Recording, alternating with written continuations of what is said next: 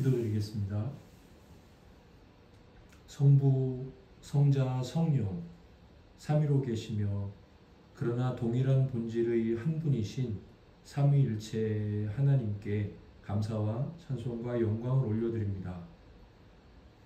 시작도 없고 끝도 없으신 하나님께서 저희들에게 한 해의 시작을 허락해 주셨습니다.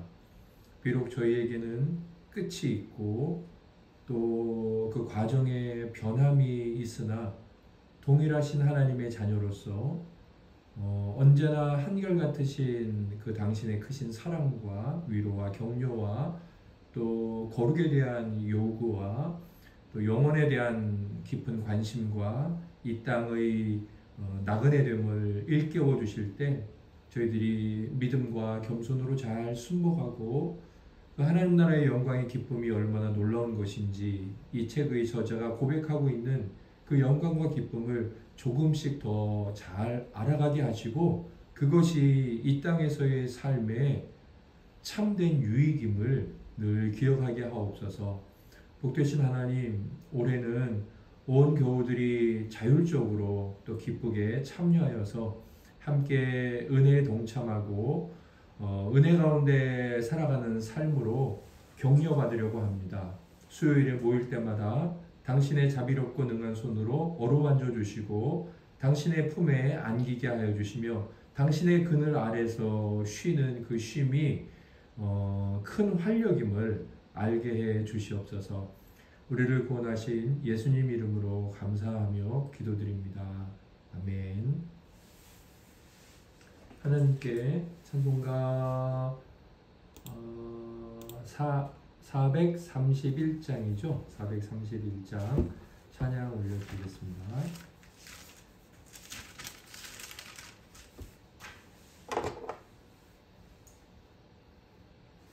주 안에 기쁨 있네 주 안에 살자 주 안에 평안 있네 주 안에 살자 불안이 연기처럼 스며들어도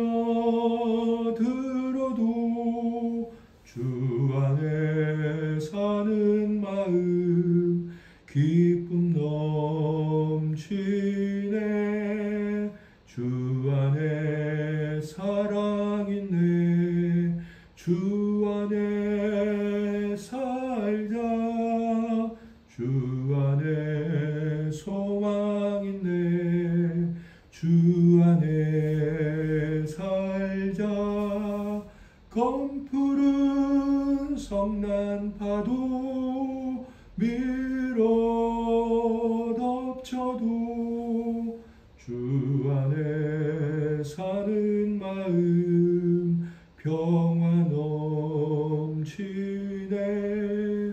주 안에 영생 있네 주 안에 살자 주 안에 천국 있네 주 안에 살자 불길이 지옥처럼 솟아올라도 주 안에 사는 마음 생명 넘치네. 할렐루야. 온세미로 교회는 수요일에 수요학당이라는 이름으로 하나님께 영광 올려드리고 하나님의 은혜를 받아서 하나님 말씀 가운데 살아가는 그런 예배의 시간을 갖고 있습니다. 네 번째 시즌 기독교 고전을 읽고 있는데 1600년에 태어나신 그리고 1661년에 천국 가신 세멜 러더퍼드 목사님 편지글들 모음 책을 나눔하고 있습니다. 세멜 러더퍼드의 편지라는 제목이고 목사님의 글이죠. 오늘 2025년 첫날이네요. 그리고 우리가 첫 수요학당 모임인데 151번 편지에서 150번 편지 페이지로 436, 435에서 442페이지까지 내용을 함께 나누며 또 은혜 받고 또 서로에게 사랑의 덕을 끼치도록 하겠습니다. 그러면 우리 김남희 사모님, 또 정은혜 집사님, 그리고 민지 성도님 오늘 못 들어오셨으니까 정근희 성도님, 이명수 집사님, 그리고 우리 정다우 성도님 이렇게 수요학당 이제 들어온 순서대로 나눔을 하도록 하겠습니다. 네, 우리 1교시 지체들의 나눔입니다. 네, 저는 오늘 두 편지 중에서 151번 편지를 나눔하려고 하는데요.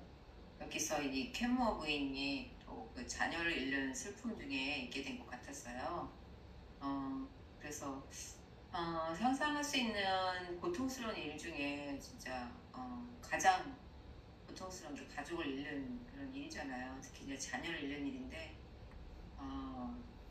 아무 할 말도 없을 것 같은 뭐 위로하거나 공감해주기도 어려운 그런 일에서 어떻게 이 사람을 이제 그 슬픔 가운데서 건져낼 수 있을까, 어떤 권면을 할까, 이런 어처구니 없다고 해야 될까, 가장 그 어려운 상황에서 무슨 권면을 말할지도 모르는 상황에서 어떤 권면을 할까, 이제 그런 궁금증을 읽었던 것 같아요.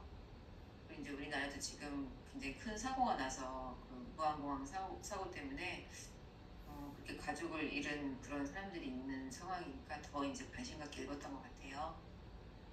근데 이 편지 내용 중에서는 어쨌든 그 436페이지 두 번째 단락에 보니까 그리스도께서 이 고통의 반쪽이 그리스도의 것이라고 이제 그렇게 얘기를 하더라고요. 그러면서 그리스도께서 내 것과 같은 십자가는 없었어. 그는 아이가 죽은 적이 없었거든. 이라고 우리는 말할 수 있지만 이미 주님이 우리의 주님이 되실 때, 우리가 그분의 신부가 될 때 이미 주님은 우리의 모든 아픔과 함께 결혼하셨다고. 그러므로 반쪽이 이미 그분 것이라고. 그래서 나만의 것이 아니라는, 그분과 함께 나눌 수 있는 고통이구나라는 위로가 있었고요. 그리고 또 그것뿐만 아니라 그 437페이지 보니까 세상의 심판자이신 하나님께서는 당신에 대한 자비와 캔모어가의 심판을 한피륙에 짜시는 걸 보며 이상하게 생각하지 마십시오. 그는 서로 상이한 것들 갖고 한피륙을 만드실 수 있습니다. 라고 말해서 주님의 그 섭리 가운데 우리에게 오는 고통들에 대해서 주님이 우리에게 하고자 하시는 일들, 그 일들이 이제 그 시실과 날실로 그렇게 이제 우리 인생을 이제 짜가는 이제 그런 일이다라고 그렇게 얘기를 하면서 주님께서 당신을 칼질하며 자르고 평평하게 하시기에 당신의 울퉁불퉁함을 깨닫게 될 것입니다. 라고 얘기하면서 맨 마지막 줄쯤에는 우리 주님께서 주석과 쓸모없는 금속을 제거하신다고 저는 확신합니다. 주님이 풀물을 맹렬히 불어 그 불에 나비 살라져서 단련하는 자의 일이 헛되지 않게 하신다고 하셨기 때문입니다. 라고 해서 이 불과 같은 시험이나 고통이 우리를 빚어가시는 주님의 일 가운데 있다는 이야기를 해서 어쨌든 너무 고통에 압도돼서 거기서 아무것도 빠져나올 수 없는 것 같은 그 사람에게 이 고통 자체를 좀 덤덤하게 멀리 떨어져서 바라볼 수 있는 그런 위로를 하면서 이끌어내는 이제 그런 권면들을 본 것 같아요. 주님이 함께 하신다.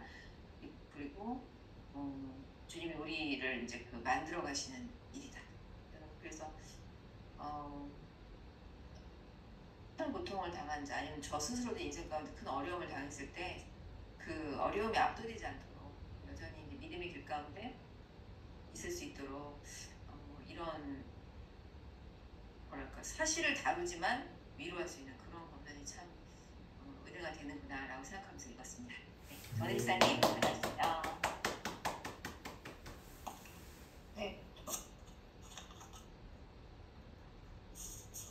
네, 저는 151번 편지가 두 번이나 읽었는데 참 어렵던데 잘 해석을 해주셔서 감사합니다. 저는 152번 편지에 그 441페이지 끝부분하고 442페이지 그 마지막 단락 부분이 좀 많이 생각이 났습니다. 그 중에서 맨 그 마지막 편지 글에서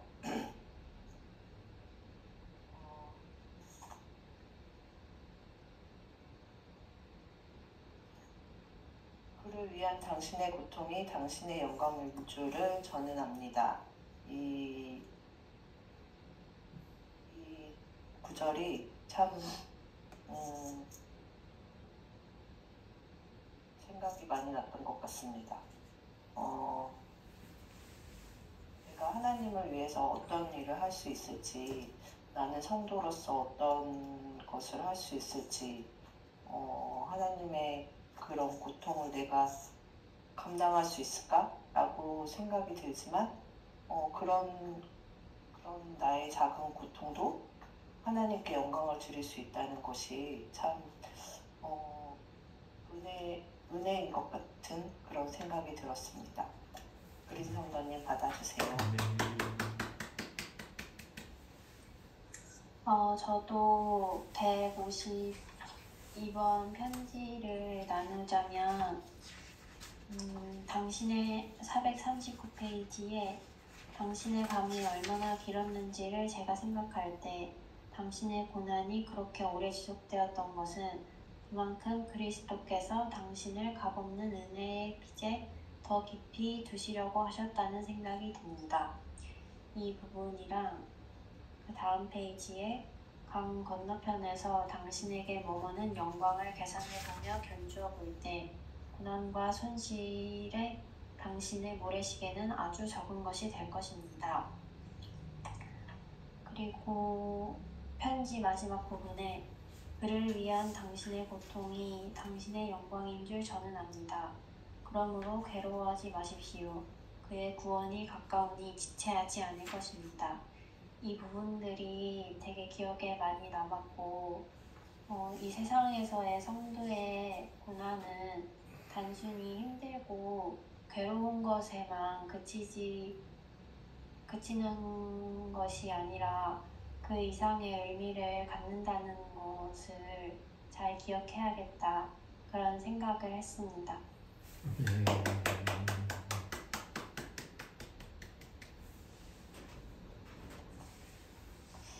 네, 저는 일단 151페이지는 제가 어떻게 감히 얘기할 수 있는 그런 부분이 아니더라고요. 너무 이 아이를 잃은 그 부모의 마음을 어떻게 생각할 수가 없더라고요. 그래서 너무 어려웠고 152페이지를 읽었을 때는 제가 이제 깊게 들어왔던 게 흙이 그를 찬양하도록 하시는 것이 토기장이의 의도였습니다. 당신의 흙이 그의 영광을 위하여 존재한다는 것이 당신을 만족하게 하기를 바랍니다.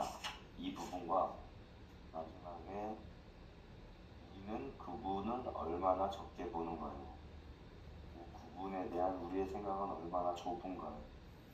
그분을 위하여 제가 고통을 가진다면, 그분을 위하여 수치와 손실을, 그분을 위하여 더 많은 진액 인생을 가진다면, 그리고 그리스도께서 저의 사랑과 소원과 소망을 취하여 하늘로 올라가셨기 때문에 제가 땅에서 사랑과 소원과 소망 없이 다닐 수 있다면 좋겠습니다. 이 부분이 좀 기억에 많이 남았다고.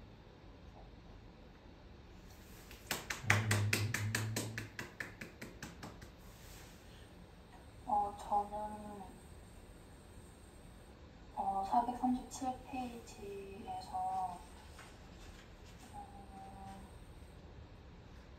주님의 불이 당신에게서 떼어내야 하는 불순물이 어느 정도인지 알게 하였으면 좋겠습니다.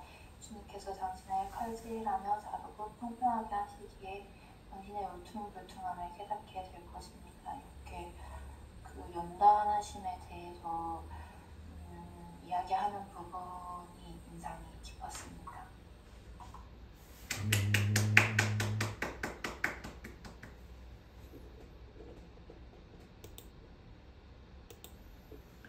네, 성도님들의 나눔 감사합니다. 하나님께 또 영광 올려드립니다. 제가 아침에 이제 출근할 때 라디오를 듣거든요. 클래식 방송을 듣는데 이제 짧은 책의 구절들을 아주 짧게 정말 한 10초, 15초 정말 짧게 굉장히 덤덤하게 드라이하게 이렇게 읽어주는 그런 코너가 있어요. 지난주 들었던 내용인데 제가 한 번 듣고 기억을 하고 그리고 잊혀지지 것 같지 않아요. 우리나라 어떤 시인이 지리산인가 아니면 무슨 산이라는 제목의 시예요. 그런데 그 시에 이런 구절이 있습니다. 인생은 높이 올라가는 것이 아니라 깊이 들어가는 것이다. 이제 산을 타는 그 산을 올라가는 그 내용을 가지고 이 시인이 시를 쓴 것 같아요. 산을 높이 올라가는 것이라고 생각하지만 사실 산을 깊이 들어갈 때 그 산의 어떤 정취나 풍경들을 제대로 볼지 않을까. 그리고 인생도 그렇게 우리가 막 어딘가를 높이 올라가려는 것을 목적으로 인생을 살 때 그 인생이 뭔가 위대해 보이는 것 같지만 인생에 맛이 없는 사람, 근데 오히려 이제 인생을 뭔가 깊이 들어가는 것으로 이해했을 때 정말 인생을 스스로도 그 주변 사람들도 그를 통해 인생이란 이런 것이구나 라고 맛을 알게 되는 것 아닐까.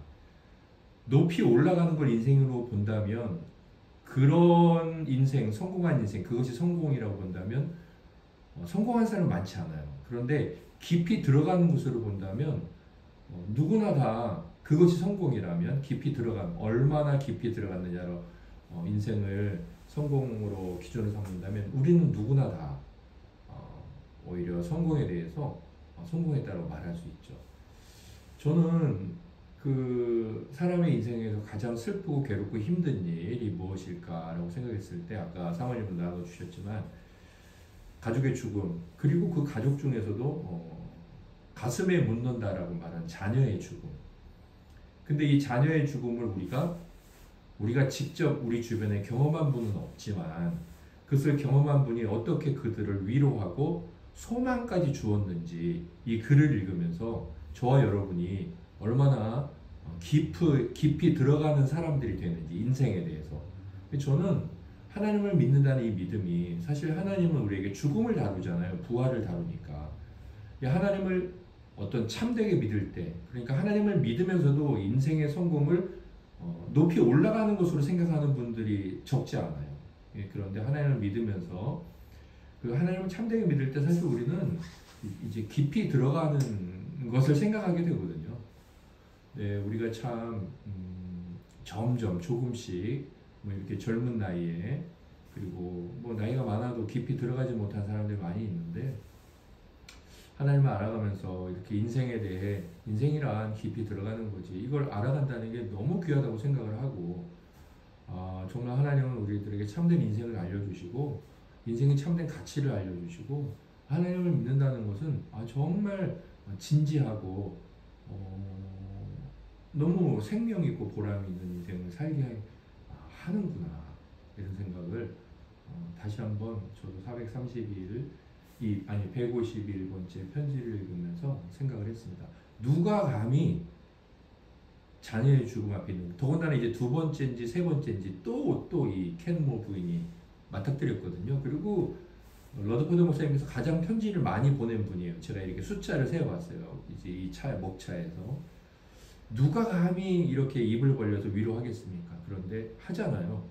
하나님의 은혜가 우리로 하여금 이런 일들을 할 수 있게 하는구나 싶습니다. 저는 151번 편지가 아니고 152번 편지를 가지고 제가 하나님께 받은 은혜를 좀 나누려고 합니다. 제가 오늘 나누고 싶은 저의 나눔의 제목은 공적인 축복에 대한 관심이에요. 공적인 축복에 대한 관심. 이 책을 편집하신 분, 이제 맨 뒤에 보면 나오는데 그분께서는 참 너무 고마워요. 제가 이 세멀 러더포드 목사님의 편지가 그 한 통의 편지가 어떤 내용인지 큰 작은 주제를 이렇게 달아 놓으셨어요. 너무 고맙더라고요. 가이드가 되는 거죠. 이 편지의 내용에 대해서. 이 편지 150편 편지 알렉산더 레이턴 박사에게 쓴 이 편지는 크게 보면 작은 세 주제로 되어 있더라고요. 첫 번째가 공적인 축복이 개인의 고난을 위로하. 제가 이제 이 부분을 가지고 나누려고 하는데 439페이지 첫 번째 단락이죠. 아마도 알렉산더 레이턴 박사님은 런던에 갇혀있는 그리스도의 죄수에게라고 조금 더 자세한 설명을 붙인 걸 봤을 때 신앙으로 인해서 지금 감옥에 갇혀 있는 것 같습니다. 그리고 마침 이제 이 러더포드 목사님께서는 예전에 갇혀 있던 곳에서 풀려나서 다시 돌아온 상태이고, 그래서 이렇게 편지를 쓰고 계시죠. 이 첫 번째 단락을 보면 참 이 레이턴 박사님이 굉장히 고난을 오래도록 당하고 계신 것 같아요. 당신의 밤이 얼마나 길었는지를 제가 생각할 때라고 표현하시는 거 보면, 그러면서 그 고난을 이렇게 말씀합니다. 이렇게 위로를 하죠. 은혜의 빚에 더 깊이 두시려고 하셨다는 생각이 듭니다. 그러니까 당신의 오래되고 있는 이 지속되고 있는 고난은 하나님께서 은혜의 빚에 깊이 두시려고 하시는 것이다. 뭔가 은혜를 주시려고 하시는 것이다. 그런데 상대방이 아니 도대체 내가 이렇게 오래도록 하나님을 위해 살다가 오래도록 감옥에 있는 게 도대체 무슨 은혜를 더 깊이 주신다는 것이냐, 그런 질문을 마치 들으시는 것 마냥 그 다음에 이런 말씀들을 쭉 해가세요. 나도 안다. 당신이 도무지 이렇게 오래도록 그리스도를 위해서 고난을 받고 있지만 어떤 기쁨도 당신에게는 없다는 걸 나도 안다. 이렇게 말씀을 하세요. 그런데 그 말씀을 하시기 전에 어떤 기쁨도 당신에게는 없지만 이 말씀을 하시죠. 공적인 기쁨 외에는 어떤 기쁨도 없다. 그러니까 당신에게 기쁨이 없지만 기쁨이 없는 것은 아니다. 이렇게 말씀을 하시는 거예요. 당신에게는 기쁨이 있다는 거죠. 그리고 또 당신에게는 기쁨이 없다는 거예요. 두 가지 기쁨을 말씀하는데 하나는 공적인 기쁨은 아주 많다. 그러나 개인적인 기쁨은 없다. 이 말씀을 하시는 겁니다. 공적인 기쁨이 뭘까요? 러더포드 목사님께서 우리가 성경을 읽을 때 이해할 수 있는 은유적인 표현을 사용하셔서 공적인 기쁨이 무엇인지 말씀하셨는데, 첫 번째는 그 밑에 줄 보면 439페이지 중간쯤인데요. 시온이라는 표현이 나와요. 시온. 그 다음에 그 밑에 보면은 밑에 그리스도의 신부가 나와요. 그 다음에 또 그 밑에 줄 보면 그의 신부가 나오죠. 성경에서 이 시온은 구약에서 많이 이제 이렇게 은유적으로 표현된 거예요. 그 다음에 그리스도의 신부는 신약에서 거의 대부분 표현된 건데 이 둘이 의미하는 거는 같아요. 이 시온은 사실 지명인데 시온은 뭐 시온산, 시온성 그렇게 표현되면서 새 예루살렘이라고도 표현되면서 사실 하나님의 도성, 하나님의 성 이렇게 말하고 하나님의 백성이라고 말해요. 그리스도의 신부는 성도 혹은 구체적으로는 좀 더 넓은 의미로는 교회를 의미하죠. 이 시온과 또 그리스도의 신부는 지금 우리에게 표현한다면 이건 교회입니다. 그러니까 이렇게 표현하고 있어요. 당신은 당신의 기쁨의 노래를 시온과 함께 누리시며 나누시며. 당신이 지금 기쁜데 기뻐야지 노래를 부를 것 아닙니까? 그런데 이 레이턴 박사님이 개인적으로 누리는 기쁨은 없는 거예요. 감옥에 있으니까 가족과 식사를 한다든가 기쁜 일이 생겼다든가 자녀들이 잘 됐다든가 이런 기쁨은 없어. 다만 어떤 기쁨? 시온과 함께 누릴 수 있는 기쁨, 교회와 함께 누릴 수 있는 기쁨, 그것이 이 레이턴 박사님이 누릴 수 있는 기쁨이라는 거예요. 그 공적인 기쁨은 있다는 거예요. 하지만 이제 어떤 기쁨? 뭐 말하자면 사적인 기쁨은 없다는 거죠. 그리고 다시 내려와서 그 밑에 보면 아까 시온이라고 했던 표현을 이렇게 또 바꾸죠. 그리스도의 신부의 기쁨에 맴돌며 이웃하고 있는 당신. 교회의 기쁨에 그 주변에서 맴돌고 있는 거예요. 그러면서 그 기쁨 안에 있다는 것을 이렇게 표현하고 계시는 거죠.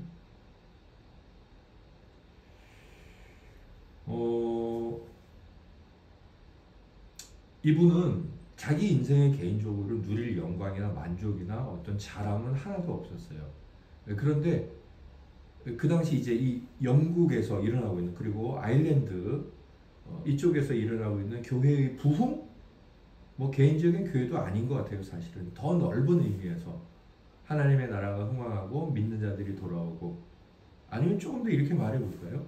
다른 교회가 아주 잘 되고 있고, 또 어떤 부흥의 역사들이 일어나고 있고, 이런 것들이 사실은 이제 저의 기쁨이 되어야 한다는 거죠. 제가 지금 이 시대의 성도들이 이게 얼마나 약한가. 나에게는 개인적으로 만족하거나 기뻐할 게 아무것도 없는데, 우리 교회는 은혜가 충만하고 성령이 충만하고 어떤 성도님이 막 은혜 가운데 잘 지내고 있고 회복이 일어나고 있어. 그러면 나는 뭐지?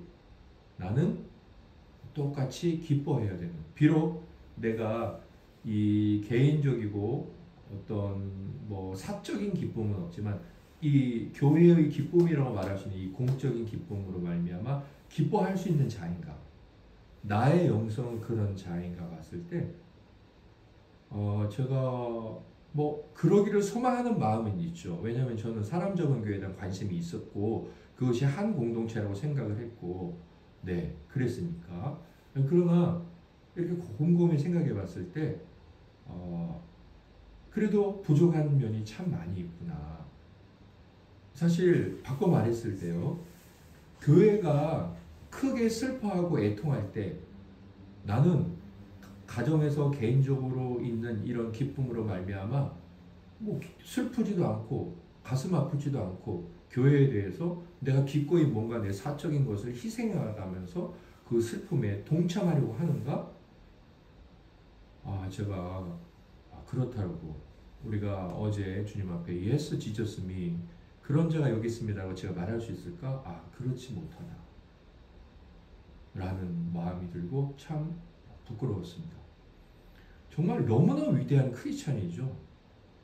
우리가 네가 그렇게 슬프고 어렵고 힘들지만 니네 교회에 잘 되고 있고 니네 교회 다른 성도 그렇게 은혜 가운데 있잖아. 그 기뻐해야지, 이렇게 말했을 때 우리가 정말 기뻐할 수 있을까? 그래도 우리 온세미로 교회 형제 자매들께서는 어제 하나님 앞에 큰 결단을 했죠. 우리가 넉넉하고 부유해서가 아니라 하나님 앞에서 우리와 함께 아파하고 신음하는 지체들을 섬기겠다. 그것이 우리의 기쁨이고 우리의 만족이고, 그래서 우리가 결단을 했습니다. 선교를. 저는 우리 지체들이 갖고 있는 마음이 우리도 모르게 또 우리가 그것이 이런 것이야 라고 인식하지는 못하지만 저는 분명히 말씀드릴 수 있습니다. 여기서 말하고 있는, 그래서 그들이 적지만 받았을 때 기쁘고 하나님 나라를 위해서 사용하는 것들이 참 보람되라고 생각한다면, 우리 교회나 또 개인적으로 우리 가정에 그런 보람은 없지만 그것을 나의 보람으로 여기고 있는 성숙하고 그리고 하나님 나라라는 관점을 가지고 있는 훌륭한 성도들이 맞구나, 이런 생각을 하게 되었고, 그리고 이런 성도들과 함께 하나님을 믿어가는 것이 큰 기쁨으로 여겼습니다. 다만 여기에 만족하지 않고, 제가 사실 교회의 참된 부흥을 위해서 우리가 이제 한 달 전부터 매일 기도 제목으로 올라오고 있는데, 이것이 뭐 목사님은 목사님이니까 교회 부흥을 위해서 기도하지 라는 생각이 혹시 여러분들에게 있다면 제가 오늘 아주 조심스럽게 그러나 분명하게 권면해 드립니다. 이것은 그 교회의 모든 성도의 가장 중요하며, 자기가 뭐 합격하고 싶고 어디 뭐가 되고 싶고 모으고 싶고 그것보다 더 크게 나에게 중요한 목적이고 목표고 기도 제목이고 그것이 안 됐을 때 나에게 가장 우울하고 슬픈 일이 되어야 할 것이며 그것이 이루어져 가는 것이 나에게 큰 기쁨과 보람과 영광이 되는 것. 그때 우리가 얼마나 정말 박애적인 많은 사람들을 모르는 자들까지 사랑할 수 있는 마음을 갖는 눈이 될까요? 그리고 하나님이 정말 세상 사람들을 사랑하신다는 그 사랑의 마음을 이해하게 될까요? 그런 거 다 제쳐놓더라도 우리는 얼마나 내 교회 온세미로를 사랑하는 사람이 될까요? 네. 그래서 오늘 제가 공적인 축복에 대한 관심이라는 제목으로 나의 관심도는 얼마나 되지? 이런 생각을 하게 되었고 이런 생각 가운데서 참된 다른 지체와 가정에 대한 관심 그리고 나라에 대한 관심 저 북한의 지하교회에 대한 관심 다른 교회에 대한 관심 이런 관심들이 우리 안에 이루어지게 될 것입니다. 자기 교회를 사랑하지 않고 다른 교회에 대한 관심이 있다? 저는 그것이 결코 맞지 않는 원리라고 생각을 합니다. 올 한해도 우리가 공적인 축복에 대한 관심, 특별히 내가 섬기는 교회에 대해 하나님이 주시는 이 축복에 대한 이 관심이 나의 관심이고 그것으로 인한 기쁨이 나의 큰 기쁨입니다. 라고 고백하면서 하나님 앞에 기도드리고 하나님을 섬기고 그 하나님의 뜻을 쫓아 사는 은혜가 저와 우리 지체들 모두에게 있기를 예수님 이름으로 소망합니다. 지체들께서 그러면 다시 한번 돌아가시면서 나누실 것이 있다면 뭐 제가 나누는 말고 다른 거 얼마든지 무엇이든지요 나누도록 하겠습니다. 네, 매일 그 큐티하고 기도할 때 교회의 부흥을 위한 기도에서 조금 더 오늘 들은 대로 이제 그 의미를 담아서 교회 주시는 공적인 기쁨을 소망하면서 기도하겠습니다. 아멘. 할렐루야. 저도 공적인 축복에 대한 관심을 더 깊이 기울이고 실천하는 성도 되기를 소망합니다. 아멘. 할렐루야. 저희 온세미로 교회 성령 충만함을 위해서 더욱 기도하겠습니다. 아멘. 할렐루야. 저도 공적인 축복에 관심을 갖는 성도가 되겠습니다. 아멘. 사적인 기쁨이 없어도 공적인 기쁨에 관심을 갖고 주의를 기울이며 소망하는 성도가 되겠습니다. 아멘. 할렐루야.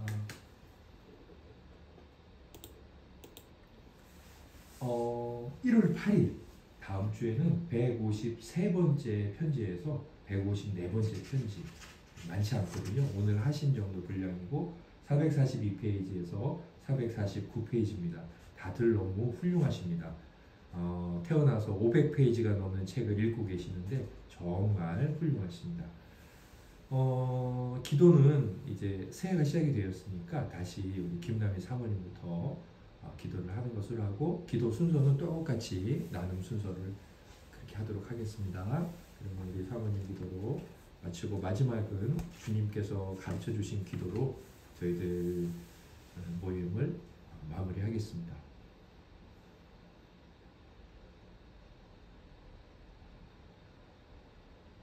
예수님 오늘도 우리를 주의 말씀을 삶에 적용하여 살아가는 그런 믿는 자의 삶에 대해서 깊게 생각해 볼 수 있는 은혜를 주셔서 감사합니다. 아멘. 오늘은 공적인 기쁨에 대한 그런 말씀을 나누었습니다.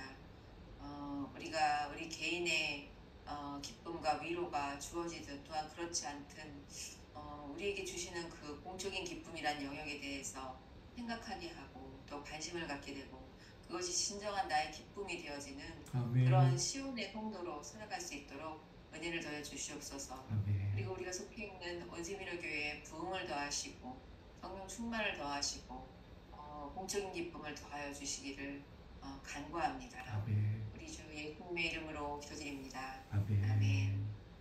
하늘에 계신 우리 아버지, 아버지의 이름을 거룩하게 하시며 아버지의 나라가 오게 하시며 아버지의 뜻이 하늘에서와 같이 땅에서도 이루어지게 하소서. 오늘 우리에게 일용할 양식을 주시고 우리가 우리에게 잘못한 사람을 용서하여 준 것 같이 우리 죄를 용서하여 주시고 우리를 시험에 빠지지 않게 하시고 악에서 구하소서. 나라와 권능과 영광이 영원히 아버지의 것입니다. 아멘. 네. 할렐루야. 잘들 주무시고 잘들 쉬시고 평안하시고 기쁘시고 주일에 뵙도록 하겠습니다. 네, 사랑합니다. 안녕히 주무세요. 네.